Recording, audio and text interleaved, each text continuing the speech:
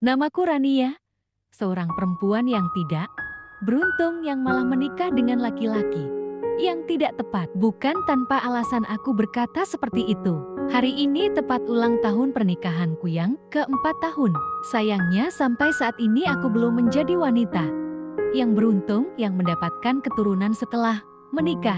Bukan hanya itu saja, ada hal lain yang membuatku terpuruk selama ini. Ternyata laki-laki yang aku nikahi tidak benar-benar mencintaiku.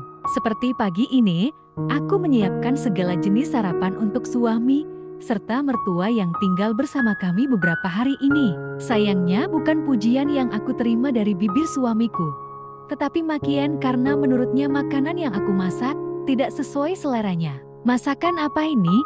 Mas Rian membanting sendok ke piring. Dengan keras aku yang sedang asik makan di sampingnya otomatis merasa terkejut. "Kenapa mas?" Aku bertanya penuh keheranan. "Masakan tidak layak," ucapnya penuh kemarahan.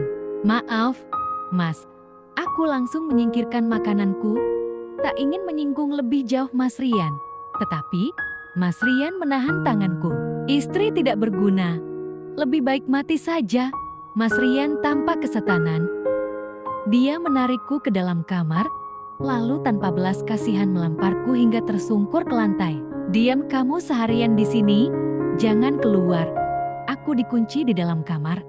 Mau tak mau aku tetap berdiam diri di dalam sini, walau aku tak yakin kapan Mas Rian pulang dan mengeluarkanku dari sini. Untuk menyibukkan diri aku memutuskan mandi.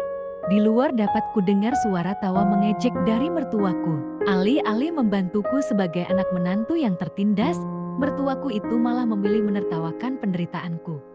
Padahal selama tinggal di sini aku selalu bersikap baik padanya. Ternyata memang aku tidak pernah hidup beruntung, entah sebagai anak, menantu, bahkan istri. Aku hanya mampu menangis dalam diam di kamarku. Hanya keheningan yang menjadi saksi bisu bagaimana menderitanya aku dan berapa banyak air mata yang aku keluarkan. Ya Allah, insya Allah aku ikhlas menjalankan hidup seperti ini. Tolong bantu aku untuk terus menjadi kuat. Hanya itu yang ada dalam hatiku saat ini. Berulang kali terlintas untuk pergi dari sini dan meninggalkan Mas Rian. Namun aku belum sanggup karena dengan tulus aku mencintai suamiku itu. Bahkan di saat begitu banyak rasa sakit yang kuterima, aku tetap selalu mengingat kebaikan Mas Rian padaku dulu saat pertama kali kami berdua bertemu. Karena sebelum bersikap kasar seperti sekarang, Mas Rian pernah menjadi calon suami yang aku impikan. Mas Rian pernah sebaik itu di mataku. "Kemana perginya kamu yang begitu baik itu?" "Mas," aku menghapus air mata yang terus turun ke pipiku. Tak bohong, rasanya begitu menyesakkan dada. Namun mau bagaimana lagi, nasi sudah menjadi bubur. Sudah terlanjur aku menerima pinangannya yang berarti ini sudah resikoku untuk menjadi istri yang tabah. "Rania." Dari luar ibu mertuaku memanggil. Aku langsung mendekat ke arah pintu dan menempelkan telingaku di sana. "Ibu," balasku senang, merasa titik terang, mungkin saja mertuaku sudah terbuka hatinya. Aku tersenyum menghapus air mataku. "Makanya jati istri itu yang becus, layanin suami aja nggak bisa. Rasain kamu dikurung Rian." Setengah mati aku terkejut mendengar ucapan itu. Bagaimana bisa sesama perempuan ibu mertuaku tega meluncurkan kata-kata itu kepadaku. Tak lama hening, aku akhirnya memilih pasrah dan menunggu Mas Rian pulang, lalu membukakan pintu untukku. Sudah pukul 10 malam, perutku sudah berbunyi sejak siang tadi. Rasa lapar yang menyiksa tetapi berusaha aku abaikan. Keluar, Mas Rian datang membukakan pintu. Dia menatapku datar di depan pintu kamar. Sudut bibirku terangkat, merasa bahagia akhirnya Mas Rian pulang juga. "Mas," aku ingin berhamburan ke pelukan suamiku. Tetapi Mas Rian malah mendorongku kasar hingga memberi jarak. "Jangan sentuh saya. Lihatlah penampilan kamu, menjijikan." Aku memperhatikan penampilanku. Benarkah yang dikatakan Mas Rian? Padahal aku hanya memakai kaos lengan panjang, dipadukan dengan rok serta jilbab yang warnanya senada. Ya, Memang kamu selalu menjijikan sejak dulu. Lalu mengapa kamu menikahiku? Mas, akhirnya aku mengeluarkan pertanyaan itu. Sungguh, rasanya begitu sakit dihina dengan pasangan yang kita cintai. Bukan menjawab, Mas Rian pergi meninggalkanku masuk ke kamar. Dia mengunci pintu dari dalam, sepertinya tidak ingin satu ranjang denganku lagi seperti malam sebelumnya. Baiklah, Mas, aku mencoba untuk tidak peduli dengan kata-katamu tadi. Aku yakin kamu mencintaiku, walau mungkin itu dulu. Hari-hari berlalu seperti biasanya, dengan Mas Rian yang membenciku dan ibu mertua yang selalu memojokkanku.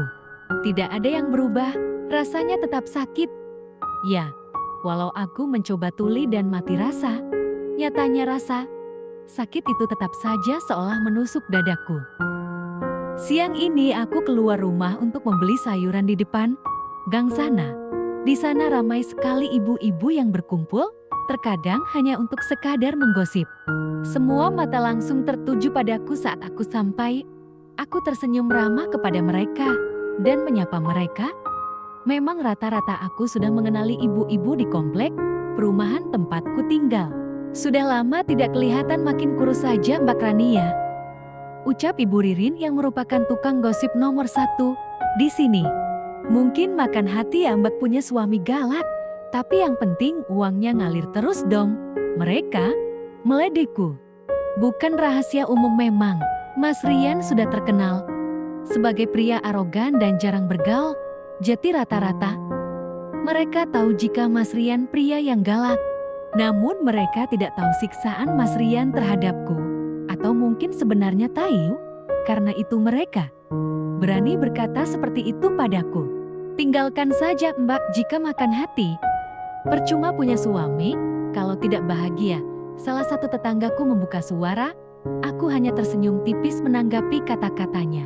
Benarkah lebih baik aku menyerah karena tak bahagia? Atau aku harus tetap bersabar dengan harapan Mas Rian berubah?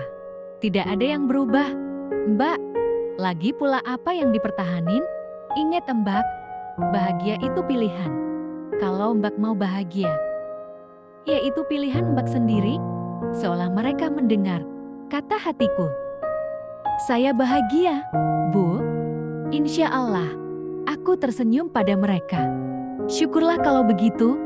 Kami serem aja takut kayak di sinetron, suaminya jahat, ucap Bu Lili. Hanya sinetron? Bu, insya Allah saya tidak begitu. Aku berusaha menutupi aib rumah tanggaku. Padahal benar, banyak sekali rasa sakit di dalamnya.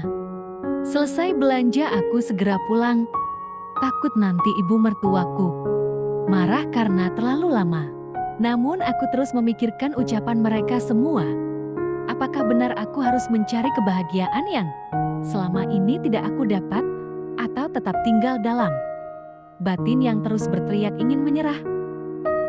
Mungkinkah memang takdirku untuk terus menderita?